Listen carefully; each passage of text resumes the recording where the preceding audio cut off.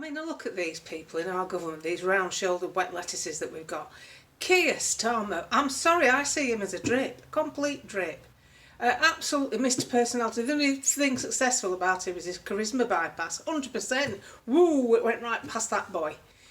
Can you imagine him sat anywhere having a belly laugh, watching Peter Kay, thinking, oh, ain't that funny, rewind it. I can't see that, can you? I just can't see it somehow.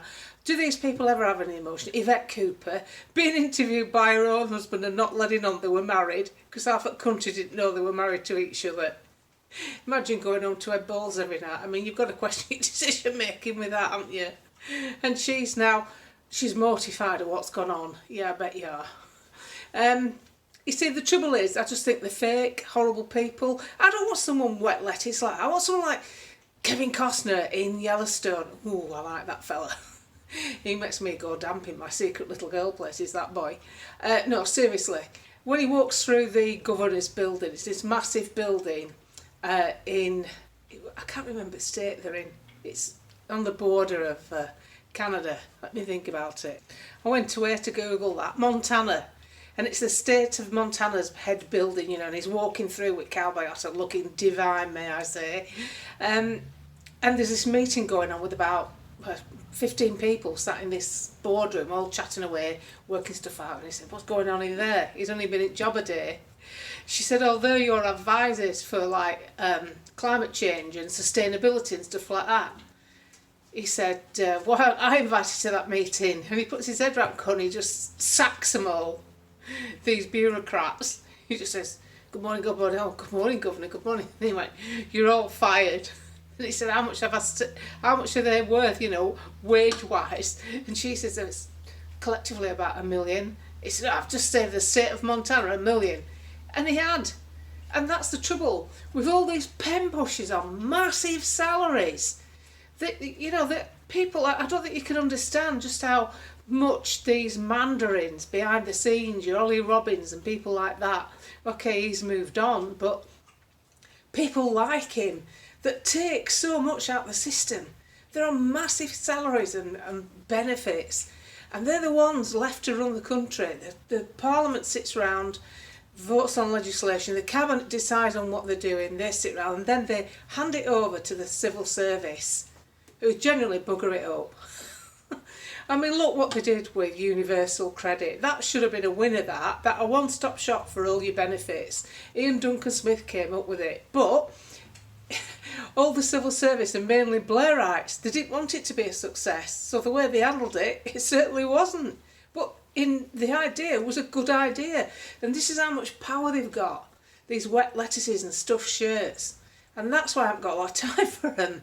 Because I don't see anybody that's doing anything for this country. They're all that focused on their own ego and what they appear like on the world stage.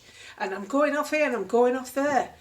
We don't want you to go off there. We want you to sit down in this country and work out what we need. And if you want to come to this country, they tell us that all these immigrants are marvellous.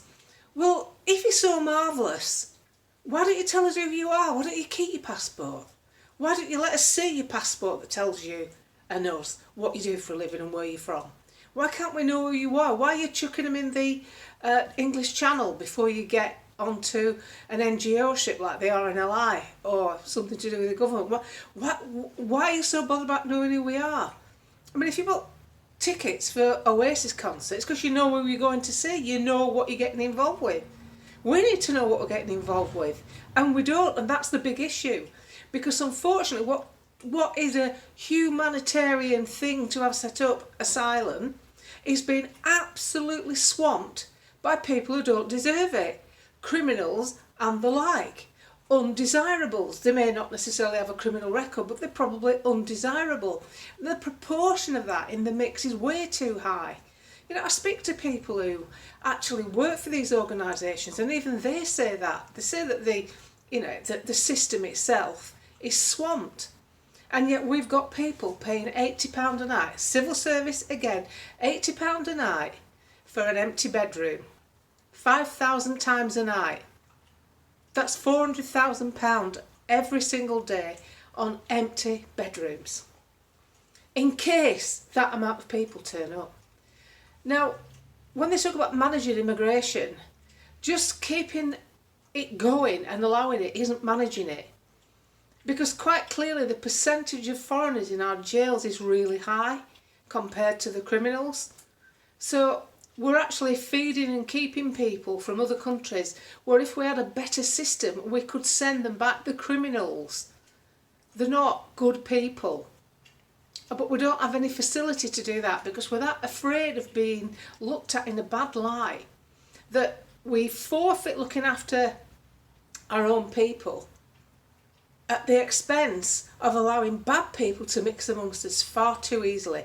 One of the big attractions of Great Britain is not because of the benefit system. It's because it's one of the easiest countries to disappear. It's one of the easiest ones to go and work on the black and go and get a job in a sweatshop, car wash, whatever.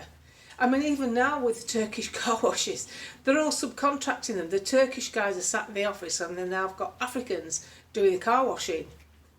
You couldn't make it up. There's even a hierarchy with the illegals. So, whilst we have these wet lettuces that don't take control, we'll always have the same problems. So we have to organise ourselves in such a way that we have a structure around us that hopefully insulates us as best we can from what's going on.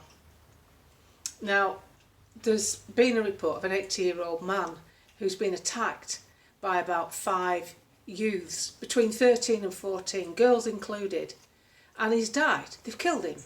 They've murdered him. He was out walking his dog in a park in Leicestershire. Where are the parents? What sort of country allows that? How can we move forward with that?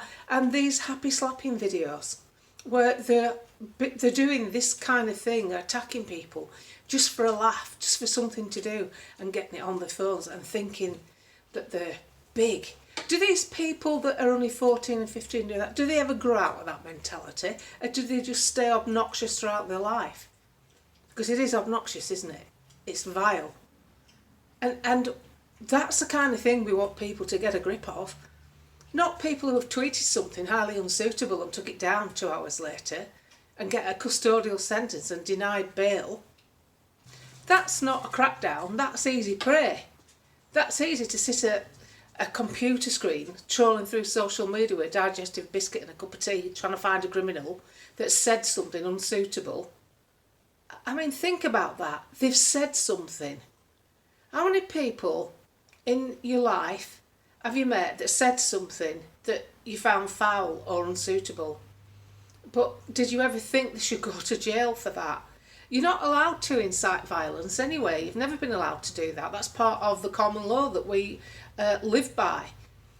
But this power grab for social media, there's 2 things going on here. They don't like Twitter, X, because now that Musk owns it, he allows you to speak.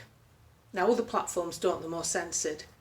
So they enjoy the censorship because it favours their line of thinking. But Twitter is more of a free-for-all. But that doesn't mean it's bad. It means that a lot of people are able to voice their opinions. I mean, I only joined Twitter just before Musk took it over, maybe about 12 months before Musk took it over. I was new to Twitter.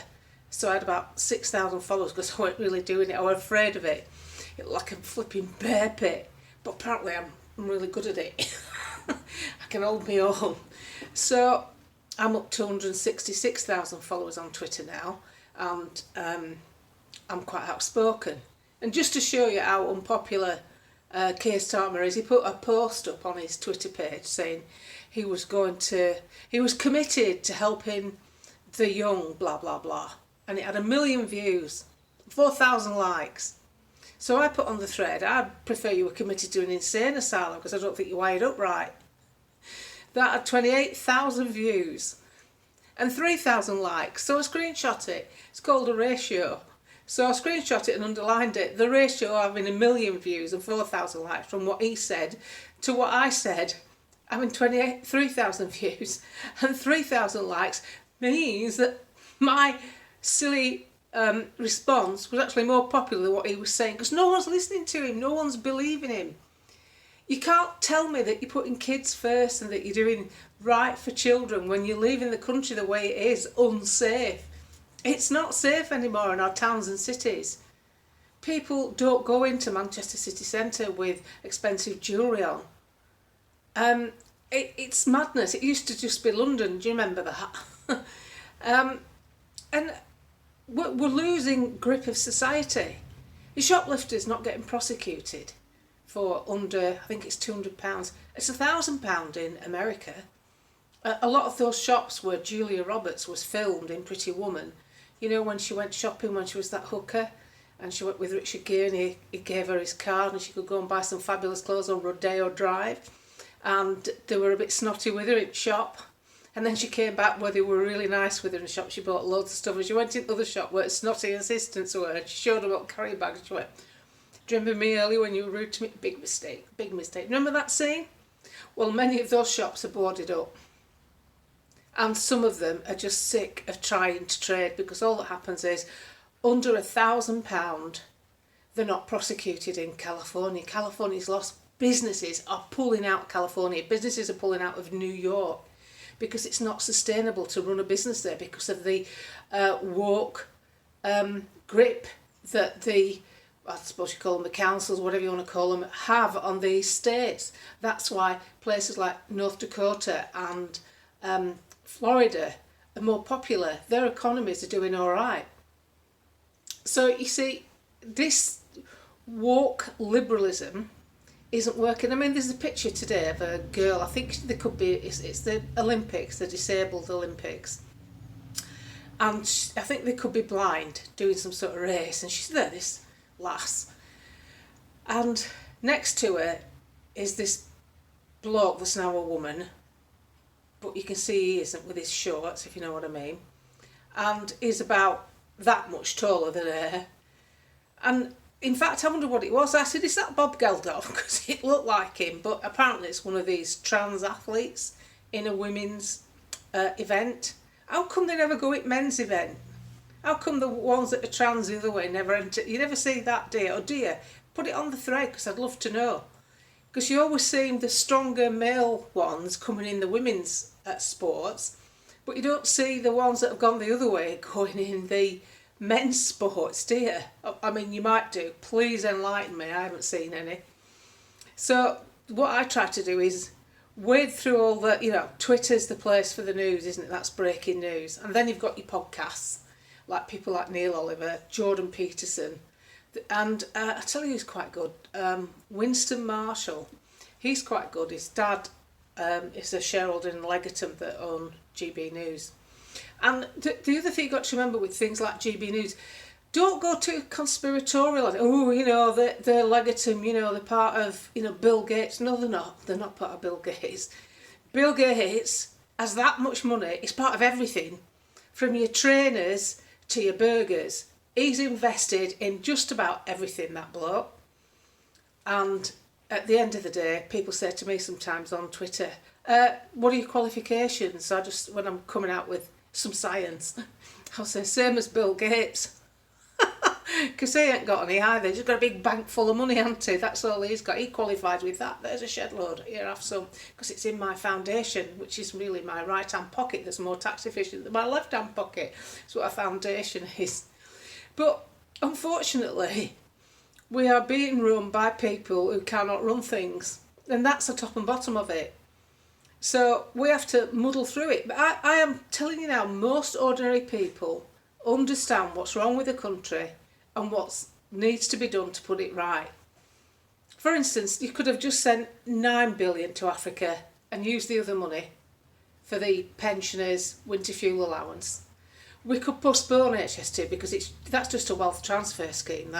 That's just getting money out of the tax system to big corporations. This is the railroad to nowhere, and it's way up, billions over budget and time scale.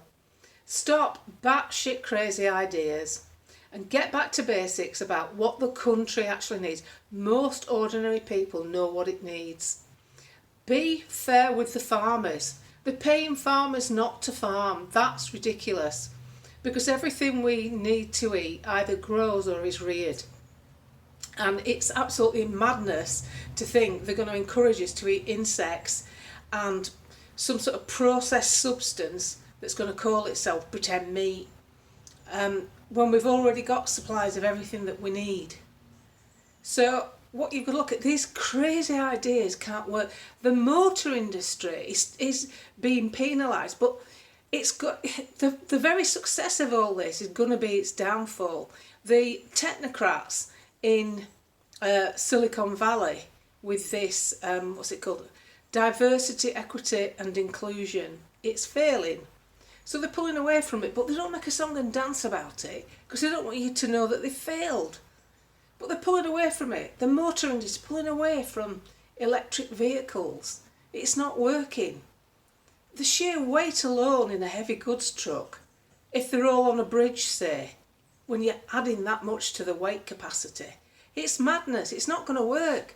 These aren't batteries like you see at the back of your car now or the front of your car now, little things that are dead heavy anyway. These are the size of the floor pan underneath your car. They're massive. You know, a friend of mine's got Telsa and she's, oh, well, I'm not worried about it, like, you know, internal combustion and all that. She says, no, I'm not worried about it. I've got an extra fire extinguisher. Have you seen them trying to put fires out with these things? Did you see that ferry on fire because an electric car? How does it happen that? Nobody's in it. I don't even understand that. So there's all these mad things going on. And if you look at them all and think, oh my God, that's happening, what you've got to do is look at, right, if you've not got any kids or your kids are older, then what's going on in schools with the issues that we face don't affect you. Park it. If you're not a pensioner waiting for the winter fuel allowance, it's not going to affect you. Park it. If you're a descendant waiting to inherit and the social care cap's been lifted, it is going to affect you. Look into it. See what can be done to avoid it. And this is what you've got to do. You've got to compartmentalise the things that are going on around you and actually make a short list of what actually affects you. And don't let them get you down. Because people have worried about things for generations. And a lot of people have worried about things that actually didn't happen. That never came to pass. So what I don't want is people sitting there at home stewing when the pushback is big and the pushback is very real and the pushback in our own country is growing because the people that voted the person in that's doing the damage don't want him anymore. He's tanking support. That's a good thing. But I actually believe it needed to get this bad to wake a lot of people up, because otherwise they would still think that maybe Labour was the answer. When really, if like me you believe in the Uni Party, all that's happened is the same party's in control, the Uni Party. They've just got an even worse management team. And don't let it get you down. Somebody said to me on a thread I was going on about Yvette Cooper being useless, and this troll went, oh, so you think you know more than Yvette Cooper, do you? I said, well, I knew enough not to get involved with her balls for a husband. How does that grab you? You've just got to hit them back with a bit of humour sometimes, otherwise you just cave into all the pressure.